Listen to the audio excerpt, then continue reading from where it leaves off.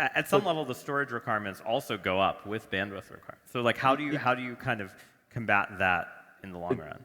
You care about that happening within a certain fixed time period, right? Within an epoch, because all proof-of-stake chains have an epoch. If you go beyond the epoch, leak keys can generate a fork, right? So you have some assumptions about like within this fixed amount of time, somebody's going to say, hey, what the fuck? Hopefully. I mean, it sounds to me like Anatoly is relying on the assumption that Moore's law will go on permanently, which I think is an assumption that's like is not holding, like is not really, has not held true for all types of hardware over the past few years. It has. Not for hard far drives. over the last 20 years, the amount of raw throughput compute-wise that you can do on a chip, push through a NIC, push through an SSD, push through the GPU, that's been doubling at a steady pace. But not for hard drives. What we're talking about is not cycles per second on a single core. It's like raw bandwidth across like an array of you know, like cores or DSPs or whatever, CUDA threads.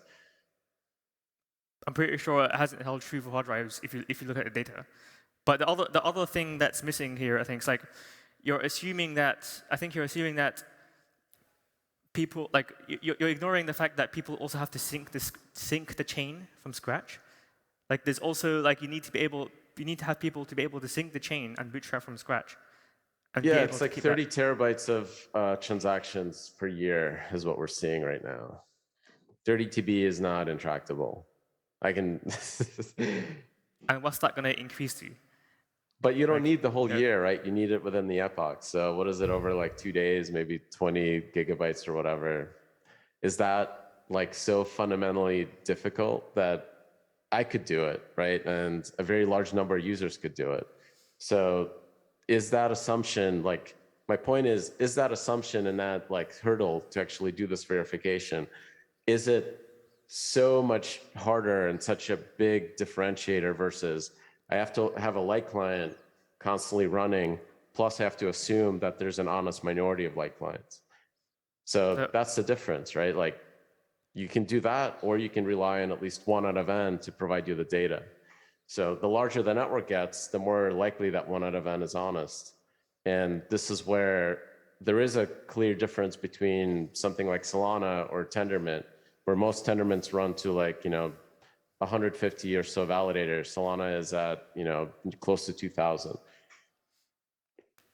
So I think like we disagree on what is a large number of users. Like if we're talking about 30 terabytes a year, like we're talking about like reaching the stage where like as a user, I have to effectively buy a whole bunch of hard drives, I put it in my living room to verify the chain. Whereas what we're targeting is like you should be able to do it on your laptop.